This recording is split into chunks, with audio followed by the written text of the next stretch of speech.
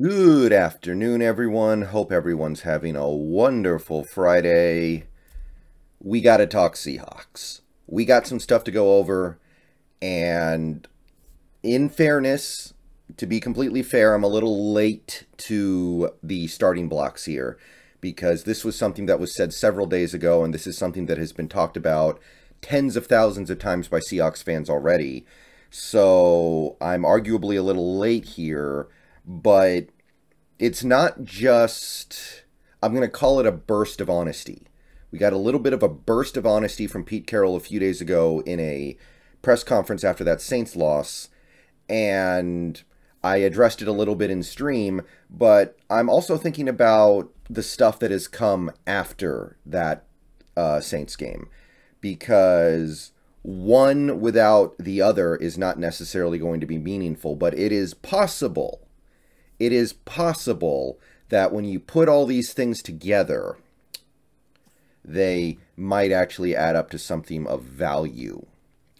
So we talked about this a little bit in stream with the Hawks Nest yesterday afternoon, but I want to make a dedicated little video just to talk about this.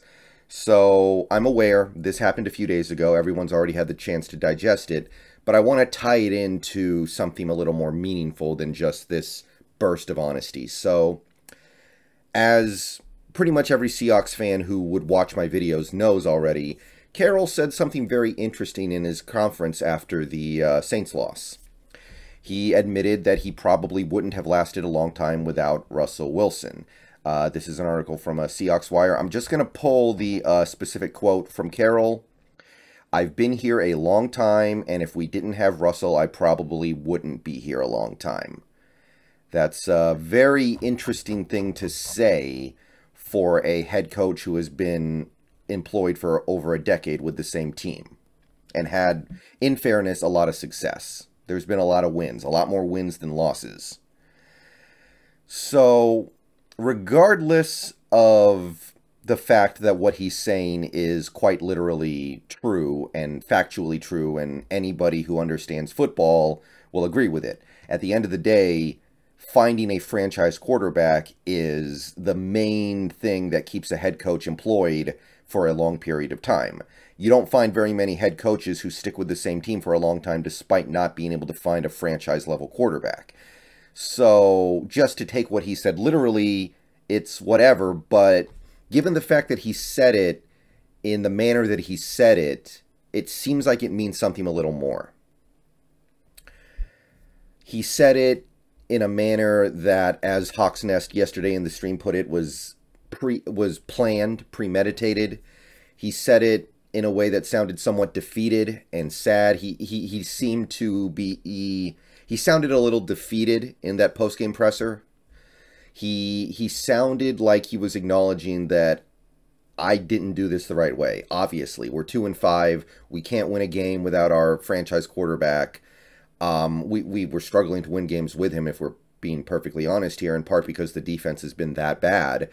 But he said things that you usually wouldn't hear from a head coach, because these head coaches usually have some degree of ego. They think that they're great. They think that they're really good at what they do. So you usually don't hear a head coach admit something like that. So the fact that he said it, even though what he said is just literally and factually the truth, it's definitely notable. He sounds like a guy who might be coming to terms with the fact that he's doing a bad job and that maybe he's incapable of doing a good job anymore. And when I first heard the quote, my first thought was, oh, he was just emotional after that game, and he just said something flippant and off the cuff that he didn't understand would be construed in that way. But if you really listen to the quote, if you really think about how he approached saying that, I don't think that's the case. It seems like he said that for a reason. It seemed like he was actually acknowledging that, yeah, I'm not doing my job right now, and Russell Wilson covers up a lot of my mistakes. And when you tie this in to some of the things that I'm starting to see from the fan base and some of the stuff I'm starting to see on the internet, I'm wondering if the impossible could become possible. Mina Kimes, a Seattle Seahawks fan on the internet, she works for ESPN. She's quite popular on Twitter. She discussed how everything should be on the table for the struggling Seahawks.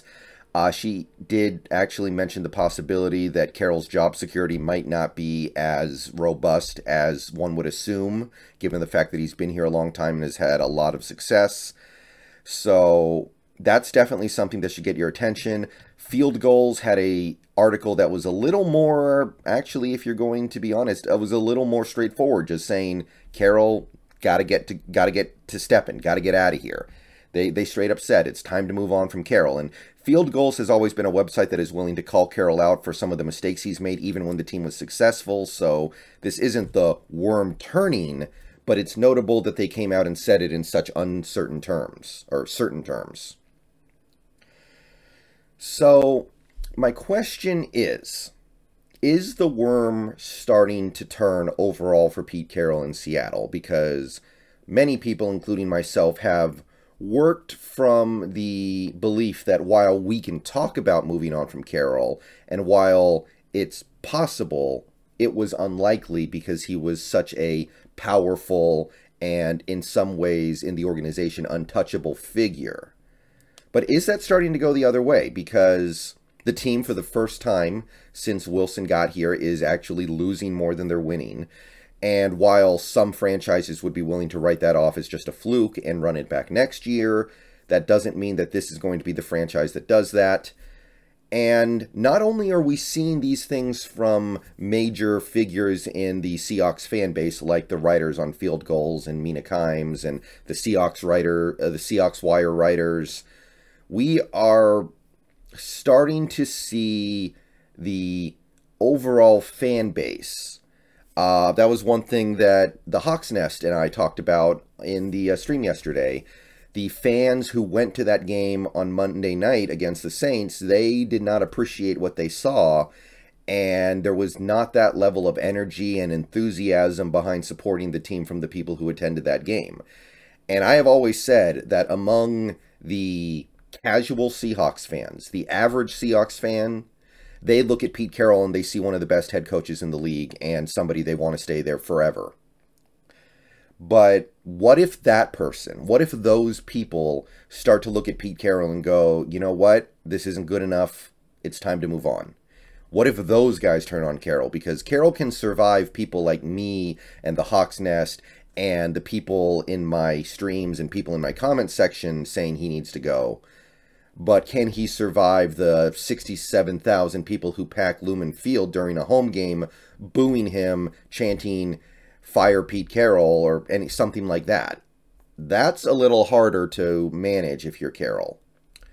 So I'm starting to wonder if public sentiment, because it's not just Mina Kimes and Field Goals. If you look around the internet right now, you can find a ton of stuff about how the time has come to move on from Pete Carroll and Carroll needs to go.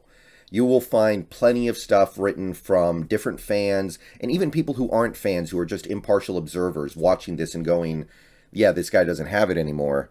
So could something get done, finally? If this keeps going the way it's going, will something significant happen here? What do you guys think? Let me know in the comments. See you guys later today. Peace out. Go Hawks. And look, maybe this is what is needed in order to advance the team to the next level. I don't know. Let me know what you think down below.